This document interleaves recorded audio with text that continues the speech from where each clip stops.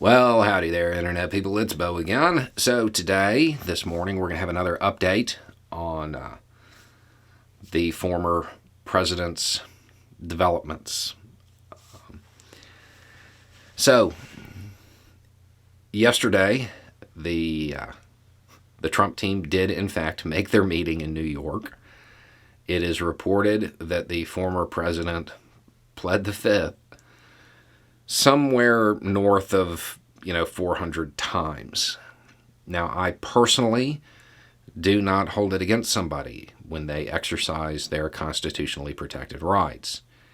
That being said, in New York, my understanding is that in a civil case, they can infer from people who play the fifth.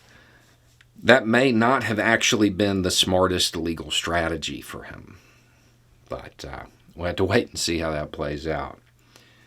Reporting is now saying, yes, there absolutely is a confidential source, or at least was a confidential source at Mar-a-Lago. So that information has undoubtedly turned Trump world against each other. Most of them are very paranoid people, prone to believing in conspiracies and the like. Reporting is saying that they are throwing each other under the bus, and everybody is pointing fingers as to who the flipper is. That is only going to feed the paranoia, and at the same time, it puts the former president in a pretty unenviable position, because anybody in the circle who believes they're about to be pushed outside of the circle because of an accusation, true or not, if they think they're going to be disavowed and pushed outside of the realm of protection that MAGA world offers, it gives them incentive to cooperate with the feds. That being said, Trump is probably not in the mood to keep people around that he thinks are cooperating.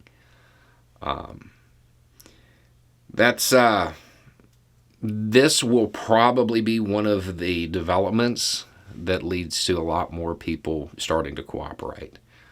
Trump is not known for being diplomatic. If he starts accusing random people within his circle of cooperating, it might generate a lot of animosity. And then a lot more people will probably start cooperating. They are floating the idea that the FBI planted evidence. Okay. Yeah, I think Trump team should roll with that. I think they should go with that. Judges love that. That's going to go over great. And there is nothing better for a defense to have the narrative out there that, the FBI planted stuff, you did nothing wrong, and then evidence show up. Talking about something that will undermine credibility in the court of public opinion, and if that actually makes it into a defense, that's not going to go well, because the feds will walk in and explain what their cause was to get the warrant. And my guess is that's going to include specific testimony from people who are going to say, we saw that stuff there before the feds ever showed up. A lot of questions coming in. Did Trump really increase the penalty on what he's going to be charged in? Is basically how these questions are framed.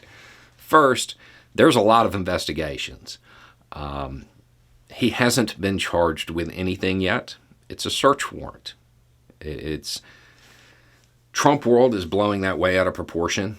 It's a search warrant. That's what occurred. They executed a search warrant. Nobody's been charged. There are a lot of investigations that could end with a lot of different statutes. Yes, there is one statute that is relevant to the allegations concerning the classified material that in 2018 Trump took from what I want to say was a misdemeanor with a max penalty of a year and turned it into a felony with a max penalty of 5 years. It's also worth noting, as people talk about accountability, it is really unlikely that the former president, regardless of the situation, sees prison in the way I think some people are envisioning. This would probably be a situation where a judge might order home confinement or something like that. I find it very unlikely that the former president is going to be, chilling at Marion. It just doesn't seem like something that's going to occur. As is totally predictable, Team Trump is fundraising off of this for some reason.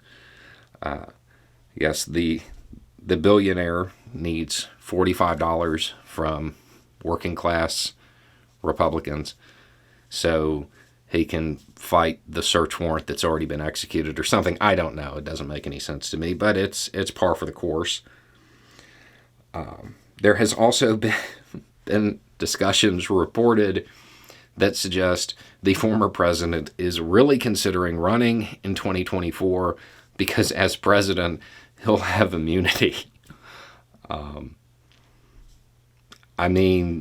That's not what I would consider a good reason to vote for somebody. I don't know that I would want that information out there. It would make for some great campaign slogans, though. Trump 2024 or busted.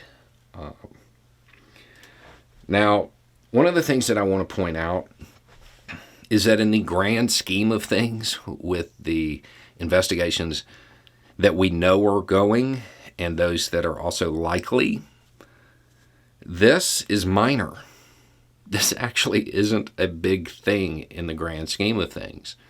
I don't want to say it's a smokescreen because it is a case and it's being laid out as a case.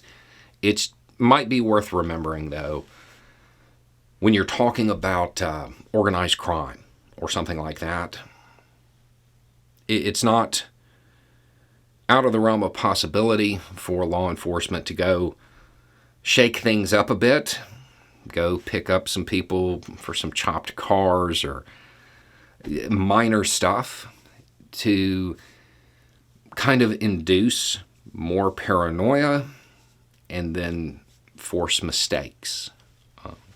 As is often the case, it's not the crime, it's the cover-up. With the Trump team, it's unlikely that they have the discipline to stay battened down for too long in a situation where paranoia has been induced and they are looking at charges, the possibility of charges, even if they are relatively minor. It might induce errors. I don't want to say that that's a plan from DOJ, but it might be happening anyway. Anyway, it's just a thought. Y'all have a good day.